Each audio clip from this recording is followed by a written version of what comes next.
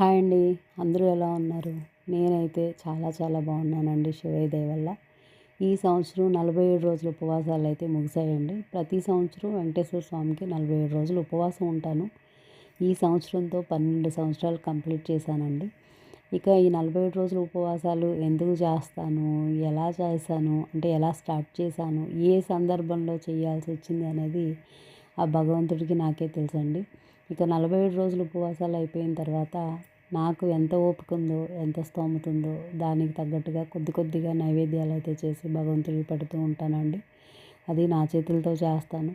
ఇంకా అలాగే ఒక లడ్డు అయితే ఎప్పుడూ చేస్తానండి. ఇవాళ మాత్రం లడ్డుకి చాలా టైం పట్టేసింది.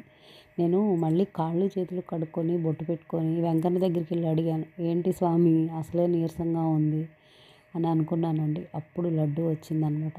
ఏదైనా ఆయన ఆజ్ఞ ఉండాలండి. భగవంతుడి ఆజ్ఞ ఉంటేనే ముందుకు